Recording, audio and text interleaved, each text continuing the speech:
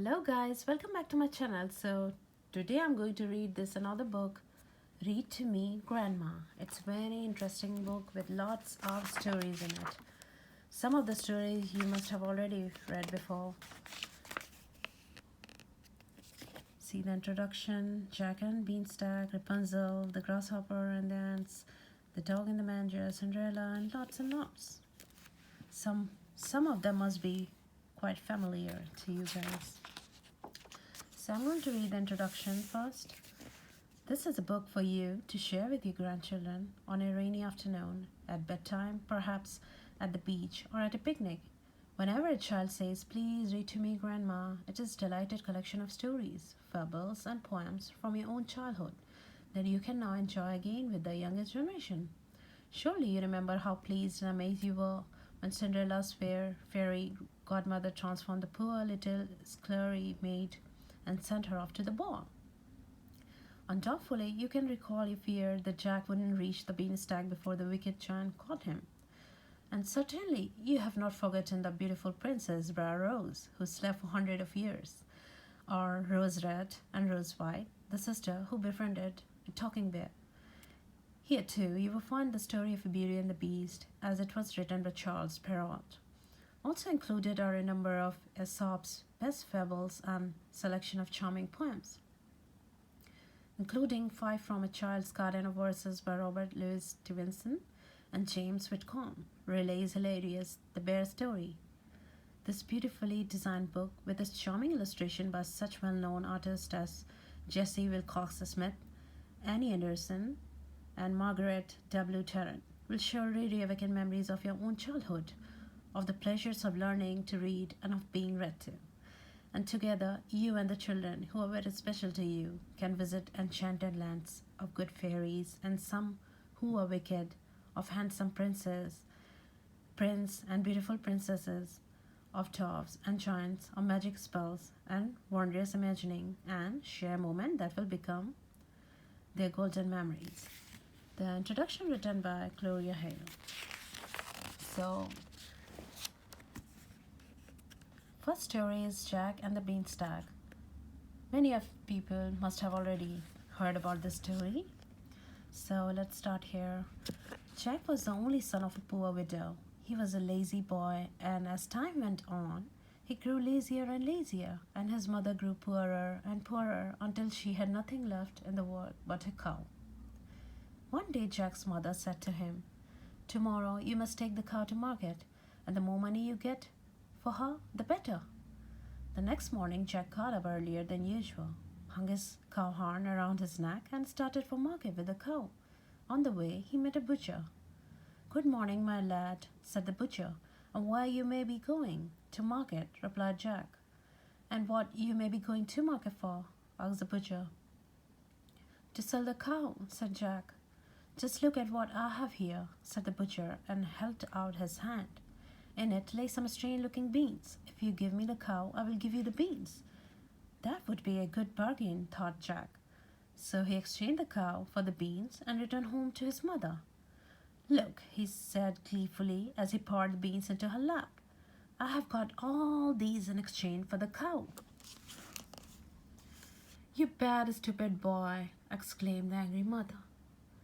"Now we shall have to starve," and she took the beans and flung them out the window.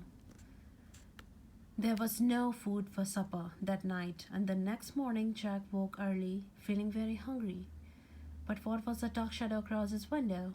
Jack went over to see. It seems as if a tall tree grew where no tree had been before.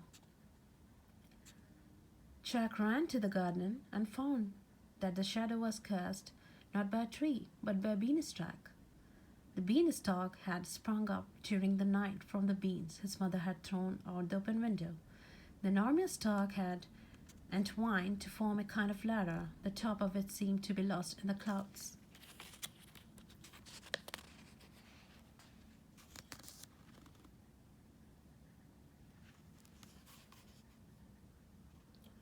Jack began to climb the beanstalk. He climbed and he climbed and he climbed. And all the time he grew hungrier and hungrier and hungrier. Finally, at midday, he reached the top of the beanstalk and stepped off into a wild, bare country. Jack walked on until he met an old woman. He thought he had never seen anyone who looked quite so old. "Good morning, Jack," she said. "How in the world does she know my name?" thought Jack to himself, but he only said, "Good morning, dame.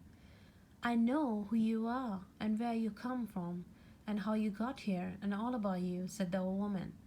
"And I will tell you where you are and what you to do." Then she told Jack that he was in a country that belonged to a wicked giant. This giant had killed Jack's father and stolen all he possessed. Jack had only been a baby at that time, and his mother had been too distressed to speak to him about its sins. But what was why she was so poor?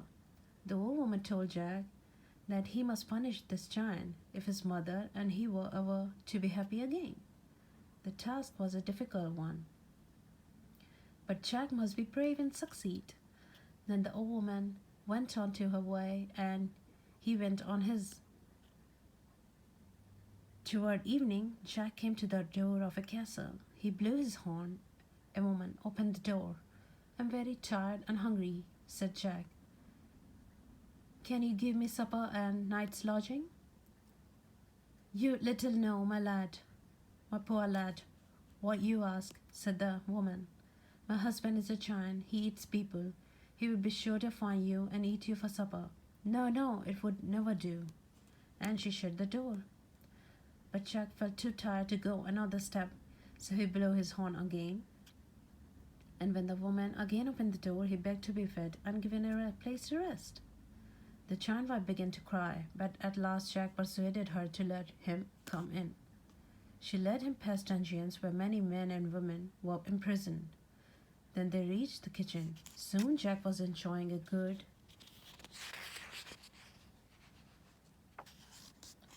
meal, so much that he forgot to be afraid. But before he had finished, there was a loud knock, and in a moment the giant's wife had popped him into the oven to hide. The giant walked in and sniffed the air. "I smell a human being," he said. "You're dreaming," said his wife, and the giant sniffed no more, but sat down to supper. Through a hole in the oven door, Jack peeped at the giant. He was surprised to see how enormous he was and how much and how quickly he ate.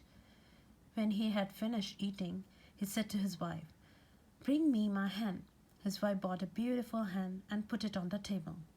"Lay!" shouted the giant, and then hen laid an egg of solid gold. "Another!" roared the giant. Another golden egg was laid, and again the giant gave the order in order of thunder, and then hen obeyed, until 12 golden eggs were laid on the table. Then the giant went to sleep and snored so loudly that the whole castle shook. Jack did not let this chance to escape pass. He crept out of the oven, seized the hen, and ran off as fast as he could. On and on he ran until he reached the top of the beanstalk. Then he climbed quickly down and carried the wonderful hen to his mother. Day after day the hen laid his golden eggs, and by selling them Jack and his mother became very rich. So some months Jack and his mother lived happily together, but Jack longed for more adventure, and so early one morning he again climbed the beanstalk. When he reached the top of this, stepped off, followed the same path as before, and arrived at the giant castle. This time he had disguised himself, so when the giant's wife came to the door, she didn't recognize the pot she had hidden in the oven. "I should be glad of the food and the rest, good woman, for I'm hungry and tired," said Jack. "You can't get that here," answered the giant's wife. "I once took in a tired and hungry lad, and he stole my husband's precious hen, and that laid his golden eggs." Then Jack pretended to think that the boy who stole the hen must be a very bad boy, and he spoke so pleasantly to the giant's wife that she began to feel it would be unkind not to give him a meal. So she let him come in. After Jack had a good supper, the giant's wife hid him in a cupboard. None too soon either, for in stalked the giant sniffing the air. "I smell a human being," he said. "Perfect nonsense," said his wife as she placed the giant's supper on the table. After supper the giant roared, "Fetch me my money bags." His wife bought them, and Jack, peeping out of the cupboard, thought, "I'm sure those money bags belong to my father." And he was quite right. The giant emptied the gold and silver coins out of the bag and counted them over and over again, and then put them back. Very soon he was asleep. As soon as Jack heard the giant's loud snores, he stole out of the cupboard and with the bags slung over his shoulder and ran off as fast as he could. On he ran until he reached the top of the beanstalk. Then he climbed quickly down and took the money bags to his mother. Jack and his mother were now extremely well off, but Jack felt that the giant had not yet been punished enough. But it was some time before he dared venture again into the giant's country. At last, however, the Jack made up his mind to disguise himself quite differently and see if he could again persuade the giant's wife to let him enter the castle.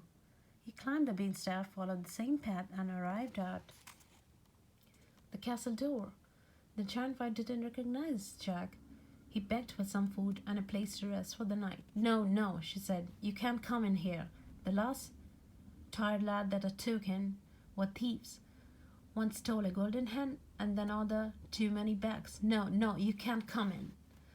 But Jack begged, and at last the giant's wife took pity on him, and after giving him supper, hid him in an empty barrel. Soon the giant came home and sniffing the air roared, a small human being. A human being? Said his wife. Impossible. She put his supper on the table. After supper, the giant shouted, Fetch me my harp. The giant's wife bought a beautiful harp and put it on the table. Play, said the giant, and the harp began to play of its own accord. And it played and played until it had played the giant to sleep. Then Jack, hearing the thundering snores of the giant, jumped out of the barrel and seized the harp. But he had no sooner touched it and it called out, Master, master, for it was a magic harp. Jack, terrified, ran for his life in the direction of the beanstalk. Looking behind, he saw the giant striding after him. Jack then ran as he had never run before and safely reached the top of the beanstalk. He climbed down as quick as lightning and then called out, Mother, mother, the axe! Quick, the giant's coming! Then Jack's mother ran more quickly than she had run since she was a girl and gave the axe to Jack. With one blow he cut down the beanstalk. It happened as he hoped, for there was tremendous thud and the giant fell headlong from the top and now lay dead in the garden. Jack and his mother lived together for many years. Many years. They continued to be good and diligent sons, and they were always happy. Alright guys, so the story is finished here, and next time I'm going to read another story, Rapunzel. You must have heard about that, but it's always good to hear again some beautiful stories. And don't forget to subscribe to my channel and push on the notification button. Thank you so much. Have a great day.